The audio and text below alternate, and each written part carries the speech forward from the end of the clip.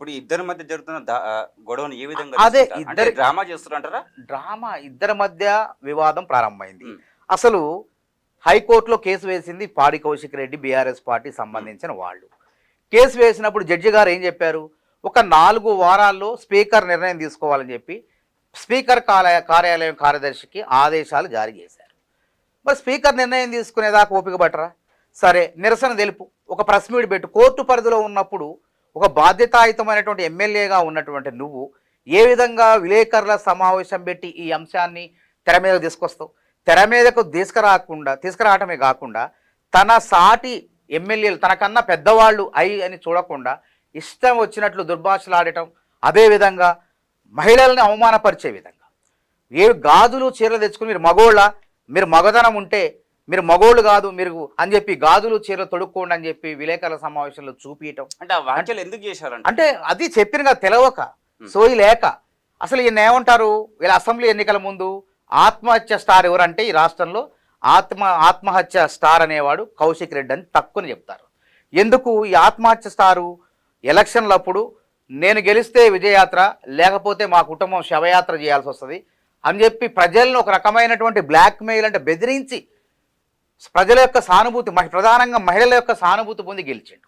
మరి గెలిచి ఎమ్మెల్యే అయిన తర్వాత కనీసం ఎట్లా నిరసన తెలపాలో కూడా తెలియదా? అంటే గాజులు చీరలే దొరికినాయి. అంటే మహిళలు దేంట్లో తక్కువ చెప్పండి?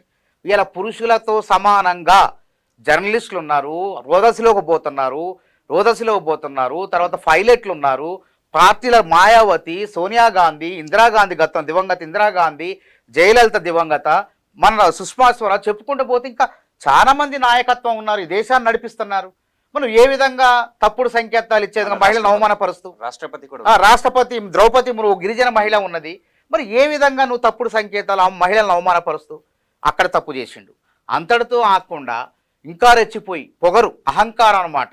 అంటే ఈయన ఆవేశం స్టార్ కూడా, ఈయన చరిత్ర మొత్తం తీసుకుంటే గాంధీ గారికి ఈయనకున్న పౌలిక పెడదాం మనం. ఈ ఆవేశం స్టార్ గతంలో ఎన్నిసార్లు ఆవేశపడిండు? ఈ పాడి కౌశిక్ రెడ్డి జూబ్లీహిల్స్ రోడ్ నెంబర్ 45లో గుణ జ్యువెలరీస్ అని చెప్పి ఒక జ్యువెలరీ షాప్ ముందు కారు పార్క్ చేసి, ఆ షాపు ఎవరి? రాజశేఖర్ సోదరుడు గుణశేఖరు వరదరాజన్ అనేటువంటి ఆయనది. ఆయన షాప్ ముందు మీరు కారు పెట్టారు, పక్కకు తీయమంటే నువ్వెవడరా చెప్పడానికి? కానీ ఇదే పాడి కౌశిక్ రెడ్డి ఆయన మీద దాడి చేయడం జరిగింది.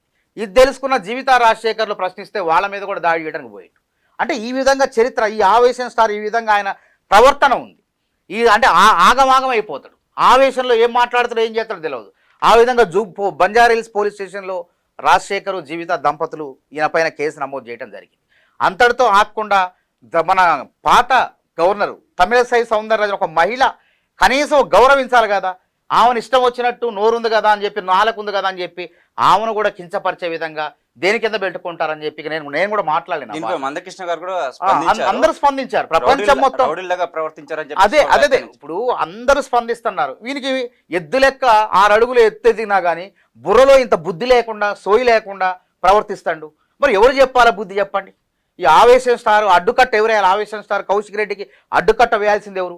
ఒకవేళ కేసీఆరే ఫామ్ హౌస్లో ఉండి కౌశిక్ రెడ్డిని రెచ్చగొట్టి ముందుకు పంపించి తెలంగాణ ఆంధ్ర ప్రజల మధ్య మళ్ళీ చిచ్చు పెట్టే ప్రయత్నం చేస్తాడా? ప్రాంతీయ విద్వేషాలు రెచ్చగొట్టే ప్రయత్నం చేస్తాడా? ఇప్పుడు అరకపూడి గాంధీ గారు సీమాంధ్ర ప్రాంతానికి చెందిన ఇక్కడ స్థానికుడే సెటిలర్ కూడా కాదు, ఎప్పుడూ వాళ్ళ తాతండ్రులు వాళ్ళే కాదు, ఎంతోమంది వేరే రాష్ట్రాల వాళ్ళు కూడా తర్వాత మార్వాడీస్ కానీ గుజరాత్, రాజస్థాను, తర్వాత ఢిల్లీ రకరకాల ప్రాంతాల నుంచి వ్యాపార నిత్యం ఇక్కడికి వస్తారు, ఇక్కడ భాగస్వాములు అవుతారు. వాళ్ళంతా కూడా వచ్చి వాళ్ళ ప్రాంతాల బోట్లే ఇక్కడే మట్టిలో కలిసిపోతున్నారు. ఇంకా తెలంగాణ ఏర్పడిన 10 ఏళ్ల తర్వాత కూడా టీఆర్ఎస్ పార్టీ అధికారం కోల్పోయిన తర్వాత, అంటే అధికారం కోల్పోయింది కాబట్టి మళ్ళా ప్రాంతీయ విద్వేషాలు రెచ్చగొట్టాలి, భావోద్వేగాలు రెచ్చగొట్టి మళ్ళా అధికారంలోకి వచ్చే ప్రయత్నం చేయాలి. క్యూ న్యూస్ ఛానల్లో పనిచేయటకు అనుభవం గల సీనియర్ వీడియో ఎడిటర్స్ కావాలను సంప్రదించవలసిన నెంబర్ 8688926084.